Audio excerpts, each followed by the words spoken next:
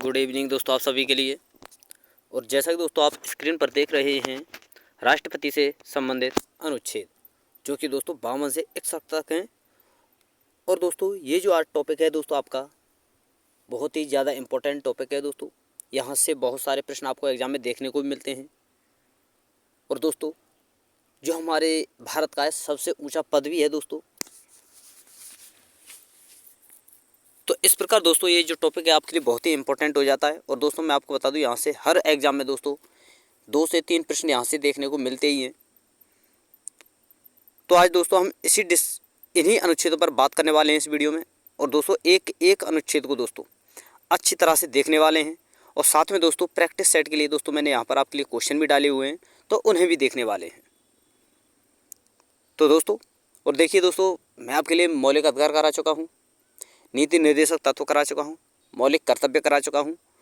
और आपके लिए दोस्तों आज जो है टॉपिक है आपका राष्ट्रपति, ये भी आज आपका कंप्लीट हो जाएगा। और इसी प्रकार दोस्तों ये सीरीज आपकी जो है दोस्तों चलने वाली है जब तक कि आपके जो इम्पोर्टेंट टॉपिक हैं वो आपके ख़त्म नहीं हो जाते तब तक।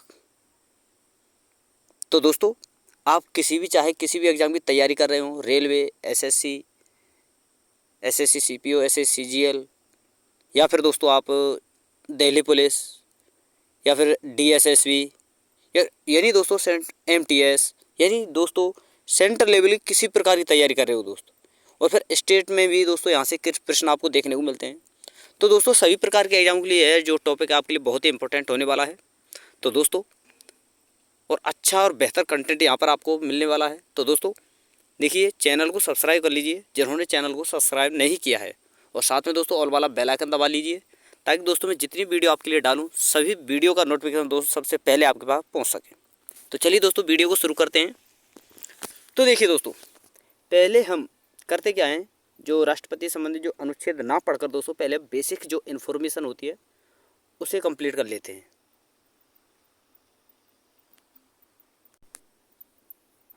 तो दोस्तों बेसिक इन्फॉर्मेशन जो है इसमें दोस्तों देखिए क्या क्या रहने वाला है आपका।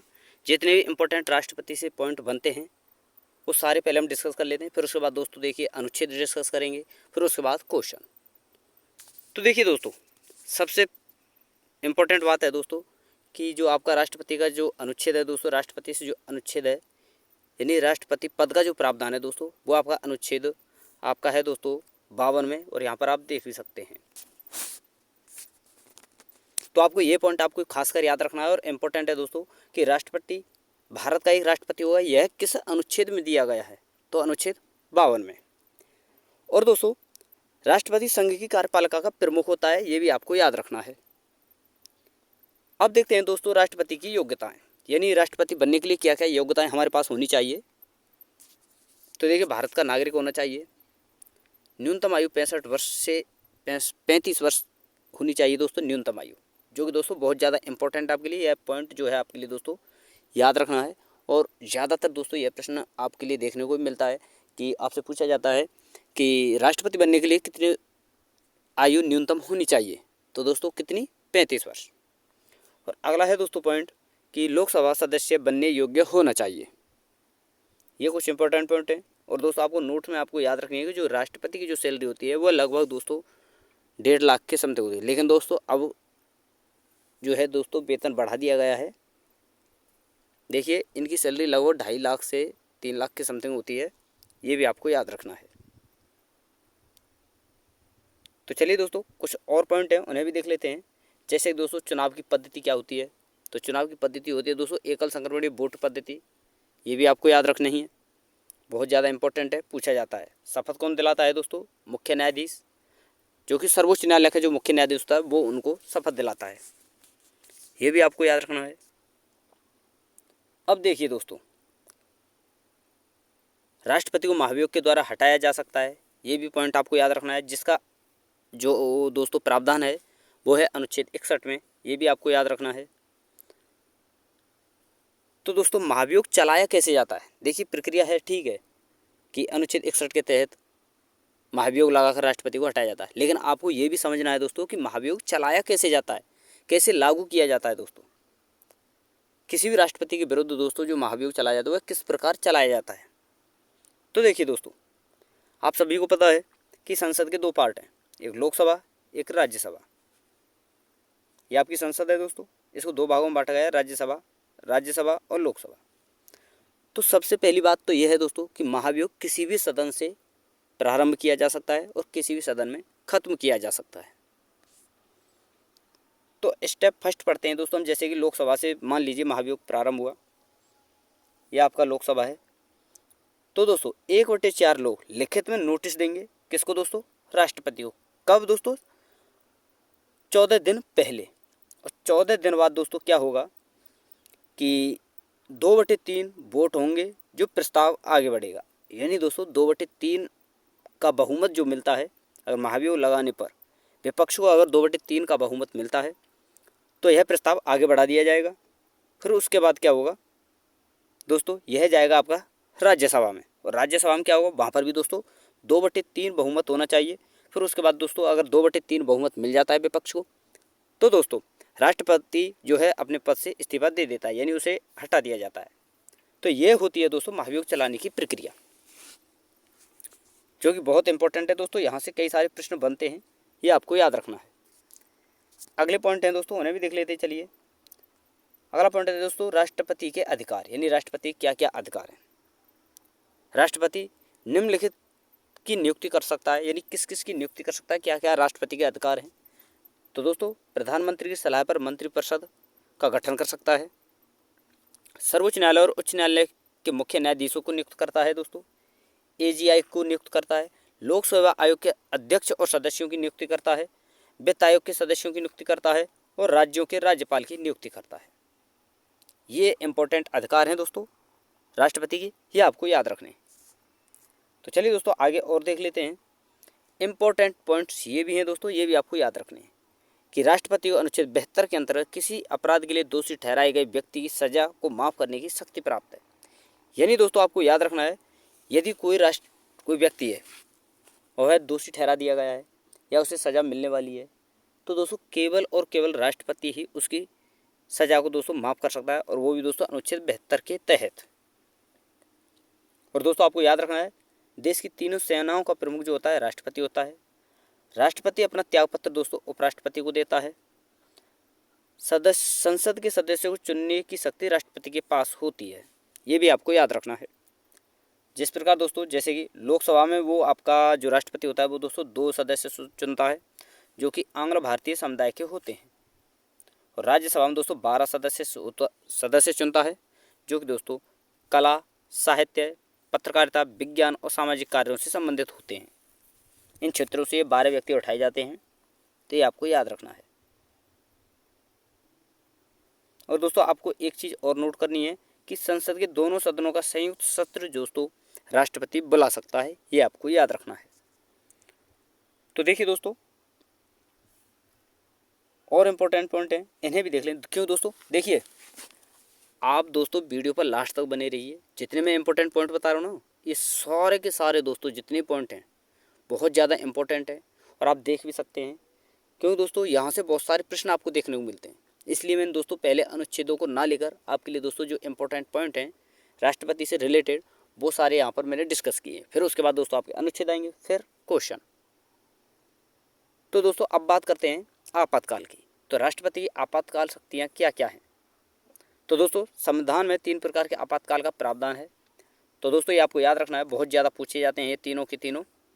यानी दोस्तों अनुच्छेद 352 में राष्ट्रीय आपातकाल, 356 में दोस्तों राज्य में राष्ट्रपति शासन, और अनुच्छेद 60 में दोस्तों वित्तीय आपातकाल।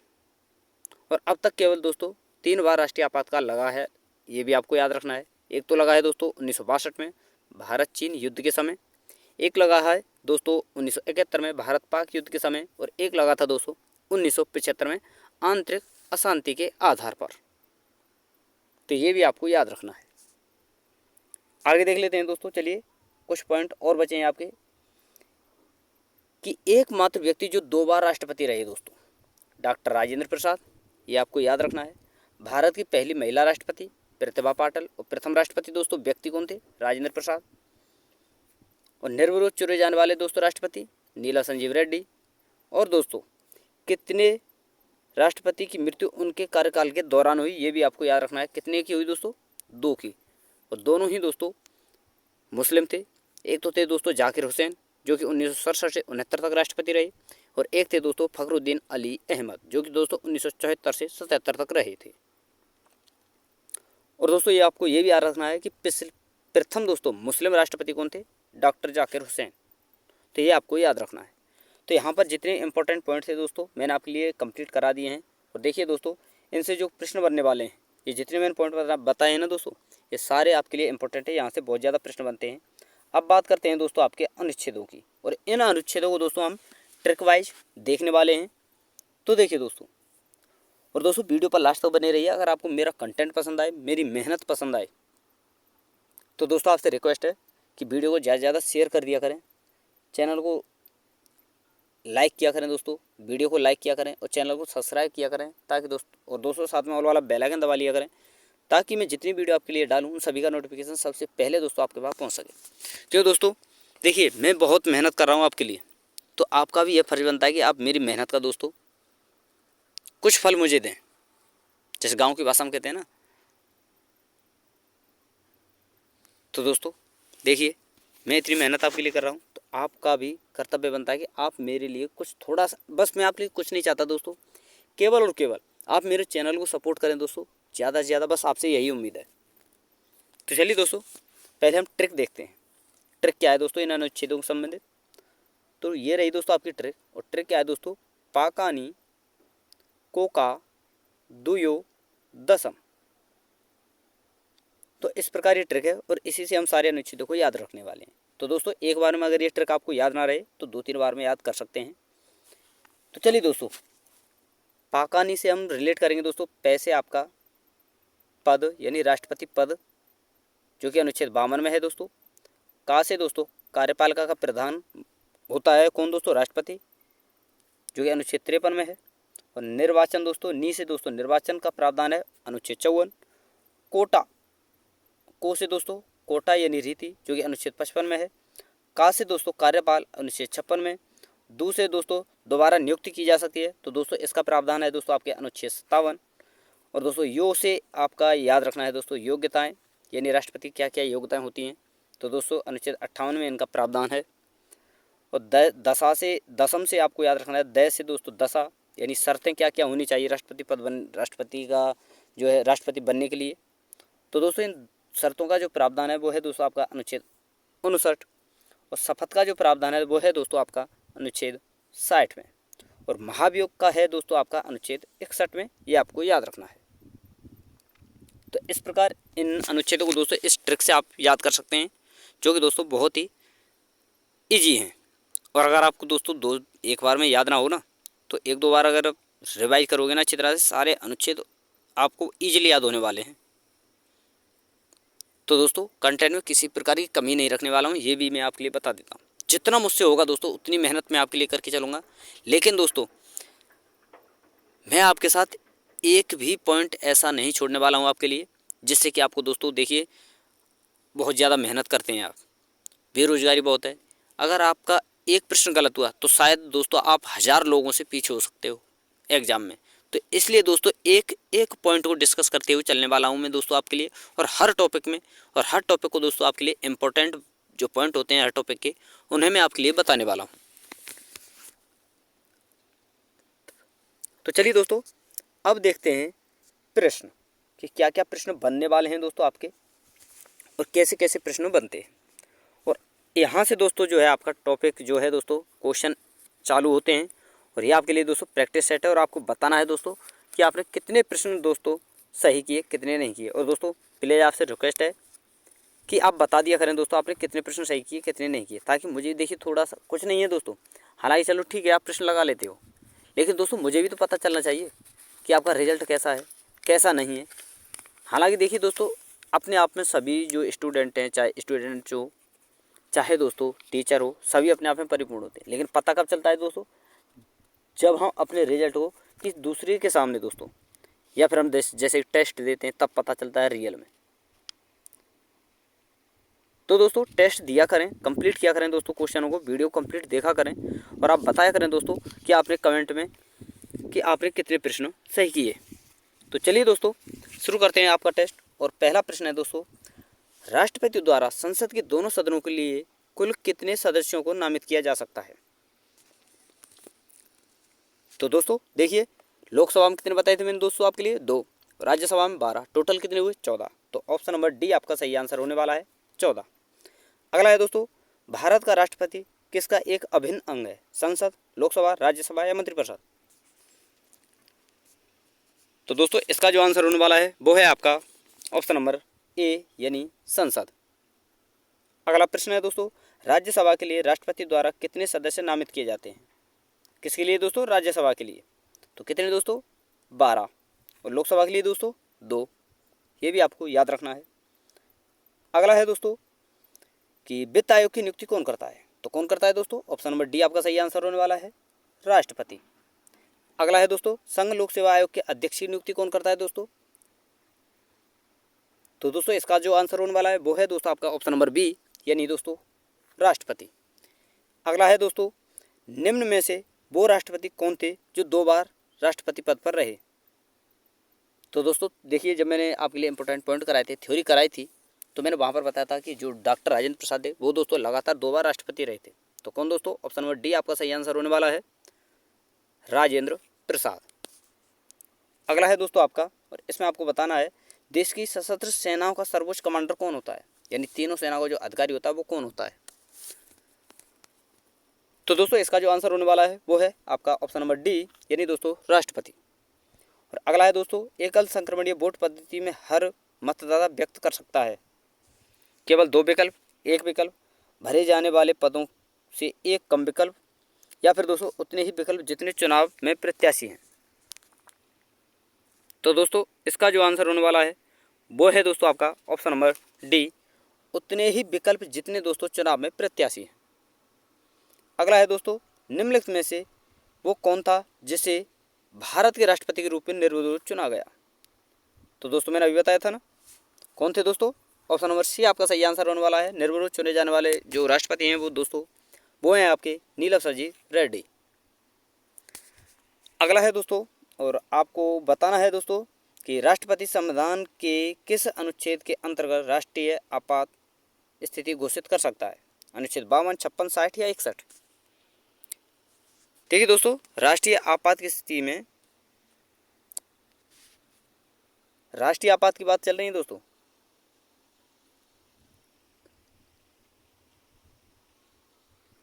तो आपको बताना है दोस्तों इसमें कि इस राष्ट्रपति संविधान के किस अनुच्छेद के तहत, किस अनुच्छेद के अंतर्गत राष्ट्रीय आपात स्थिति घोषित कर सकता है? तो देखिए दोस्तों इसका जो आंसर होने वाला है वो है आपका ऑप्शन नंबर ए अनुच्छेद 52। अगला है दोस्तों आपका, और इसमें आपको बताना है कि राष्ट्रपति ने अब तक कितनी बार राष्ट्रीय आपातकाल की घोषणा की है? 1 बार, 2 बार, 3 बार या कभी नहीं? तो दोस्तों इसका जो आंसर होने वाला है वो है आपका दोस्तों ऑप्शन नंबर सी, 3 बार। अगला है दोस्तों, किस वर्ष में भारत के राष्ट्रपति ने आंतरिक अव्यवस्था के कारण आपात की स्थिति लागू की थी? तो देखिए दोस्तों इसका जो आंसर होने वाला है वो है आपका ऑप्शन नंबर सी, सही आंसर होने वाला है दोस्तों 1975 में। और दोस्तों मैं ये आपके लिए बता भी चुका हूँ जब मैंने थ्योरी कराई थी।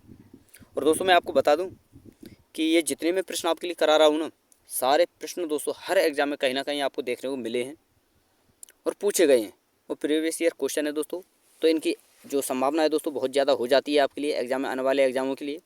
तो दोस्तों हर प्रश्न को अच्छी तरीके से देखें और अच्छी तरीके से दोस्तों कंप्लीट करें, और आपको बताना है दोस्तों कि आपने कितने प्रश्न सही किए। तो चलिए दोस्तों आगे देखते हैं अब। और अगला प्रश्न है दोस्तों, संवैधानिक प्रणाली असफल होने पर किस अनुच्छेद के तहत राष्ट्रपति शासन लागू होता है? तो दोस्तों इसका जो आंसर होने वाला है वो है आपका ऑप्शन नंबर बी दोस्तों, अनुच्छेद 56। अगला है दोस्तों, राष्ट्रपति अपना त्यागपत्र किसे प्रस्तुत करता है? तो किसे प्रस्तुत करता है दोस्तों, ये आपको बताना है। तो दोस्तों इसका जो आंसर होने वाला है वो है आपका ऑप्शन नंबर सी, उपराष्ट्रपति को। अगला है दोस्तों, भारत के राष्ट्रपति के चुनाव के लिए नागरिक को कितनी आयु पूरी कर लेनी चाहिए? तो दोस्तों इसका जो आंसर होने वाला है वो है आपका ऑप्शन नंबर सी यानी दोस्तों 35 वर्ष। और अगला है दोस्तों, इसमें आपको बताना है। और दोस्तों अगर आपको कंटेंट पसंद आए, वीडियो पसंद आए, तो प्लीज़ आपसे रिक्वेस्ट है दोस्तों, ज़्यादा से ज़्यादा चैनल को प्रमोट करें, शेयर करें। तो दोस्तों प्रश्न नंबर 16 है और इसमें आपको बताना है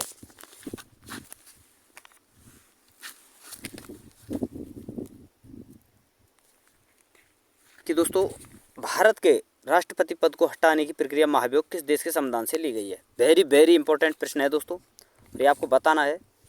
तो दोस्तों इसका जो आंसर होने वाला है वो है आपका दोस्तों ऑप्शन नंबर ए, USA। अगला है दोस्तों, राष्ट्रपति सेवानिवृत्ति की आयु कितनी होती है। तो 70 वर्ष, 75 वर्ष, या फिर दोस्तों 80 वर्ष, या फिर दोस्तों कोई सीमा नहीं। तो दोस्तों इसका जो आंसर होने वाला है वो है आपका ऑप्शन नंबर डी, कोई सीमा नहीं। अगला है दोस्तों प्रश्न, और इसमें आपको बताना है कि राष्ट्रपति दोस्तों संसद के दोनों सदनों का संयुक्त सत्र कौन बुलाता है। तो कौन बुलाता है दोस्तों, राष्ट्रपति। ऑप्शन नंबर ए आपका सही आंसर होने वाला है। और किस अनुच्छेद के तहत दोस्तों, अनुच्छेद 108 के तहत। अगला है दोस्तों, और इसमें आपको बताना है कि संविधान में कितने प्रकार का आपातकाल का प्रावधान है। तो कितने प्रकार का है दोस्तों, 3 प्रकार का। ऑप्शन नंबर सी आपका सही आंसर होने वाला है। अगला है दोस्तों, भारत में कितनी बार राष्ट्रीय वित्तीय आपात की स्थिति घोषित कर चुके हैं। कभी नहीं, 2 बार, 3 बार या 1 बार। वित्तीय आपात के बारे में बताना है दोस्तों आपको। तो देखिए इसका जो आंसर होने वाला है वो है दोस्तों ऑप्शन नंबर ए, कभी नहीं। और ये जो प्रश्न है दोस्तों, अंतिम प्रश्न है इस वीडियो का, और आपको इसमें बताना है वित्तीय आपात का उल्लेख किस अनुच्छेद में किया गया है। और ऑप्शन आपके लिए दिए गए हैं दोस्तों, अनुच्छेद 360, अनुच्छेद 356, अनुच्छेद 364 या अनुच्छेद 352। और दोस्तों ये जो प्रश्न है आपका, ये है दोस्तों HW प्रश्न है, और इसका आपको आंसर जो है कमेंट में आपको बताना है। तो दोस्तों जितने भी इंपॉर्टेंट प्रश्न थे वो सारे मैंने आपके लिए कंप्लीट करा दिए हैं। और आपको कंटेंट पसंद आया हो, वीडियो पसंद आई, तो आपसे रिक्वेस्ट है कि चैनल को लाइक करें, शेयर करें, चैनल को सब्सक्राइब करें दोस्तों। साथ में वाला बेल आइकन दबाएं ताकि दोस्तों हमारे आने वाली हर वीडियो का नोटिफिकेशन सबसे पहले दोस्तों आपके पास पहुंच सके। तो थैंक यू दोस्तों, धन्यवाद। फिर मिलते हैं नई वीडियो के साथ।